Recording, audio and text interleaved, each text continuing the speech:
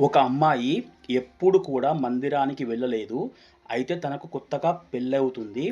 పెళ్ళైన 4, 5 రోజుల తర్వాత తన అత్తగారు తనతో "కోడలా మనము మందిరానికి వెళ్దాం పదా" అని చెప్పి తీసుకొని వెళ్తుంది. ఆ కోడలు కూడా ఆ అత్తను ఏమనలేకపోతుంది. తన అత్త చెప్పినట్టే వాళ్ళు మందిరానికి వెళ్తారు. అయితే మందిరానికి వెళ్ళినప్పుడు అక్కడ ద్వారము దగ్గర ఒక సింహపు విగ్రహం ఉంటుంది. ఈ కోడలు ఆ సింహపు విగ్రహాన్ని చూసి భయపడి అత్త వెనక జాక్కుంటుంది. అత్త నవ్వుకుంటుంది. "ఈ విగ్రహానికి ఎందుకు భయపడుతున్నావు నువ్వు? అది నిన్ను ఏం చేయలేదు" అని చెబుతుంది. ఇగ వాళ్ళిద్దరూ కొంచెం ముందుకు వెళ్తారు. అక్కడ ఒక ఆవు విగ్రహం ఉంటుంది. అయితే ఆ కోడలంటుంది, "నేను బకెట పట్టుకొత్తా, పాలు పిండుదాం. ఆ పాలు ఇంటికి పట్టుకపోయి మంచి పాయసం చేసుకొని తిందామని" చెబుతుంది.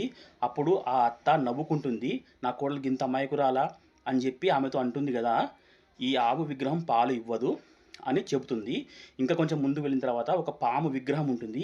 ఆ పాము విగ్రహాన్ని ఈ కోడలు చూసి భయపడిపోతుంది. అత్త వెనక జాక్కుంటుంది. అత్త నవ్వుకుంటుంది మళ్ళా. ఆమెను చూసి "గింత అమాయకురాలా" అని చెప్పేసి మళ్ళీ చెబుతుంది, కోప్పడుతుంది. "ఈ పాము నిన్ను ఏం చేయదు, నిన్నేం కాటేయదు, నిన్నేం మింగదు" అని చెబుతుంది. ఆ తర్వాత ఇంకా కొంచెం ముందుకు వీళ్ళిద్దరు వెళ్తారు. అక్కడ ఒక దేవుని విగ్రహం ఉంటుంది. ఆ అత్త కోడలతో అంటుంది, "నువ్వు ఈ విగ్రహాన్ని మొక్కు, నీ కోరికలన్నీ సిద్ధిస్తాయని" చెబుతుంది. అయితే ఆ కోడలు తన అత్త కాళ్ళు పట్టుకొని, "ఆ యొక్క సింహపు విగ్రహం నన్ను ఏం చేయలేదు. ఆ యొక్క ఆవు విగ్రహం నాకు పాలివ్వలేదు. ఈ పాము విగ్రహం కూడా నన్ను కాటేయలేదు, నన్ను మింగలేదు. ఈ దేవుని విగ్రహం నన్నేం చేస్తుంది. కాబట్టి నా గురించి పూర్తిగా నీకే తెలుసు. నువ్వే నన్ను దీవించు, ఆశీర్వదించు. అప్పుడే నా బ్రతుకు మంచిగుంటుంది.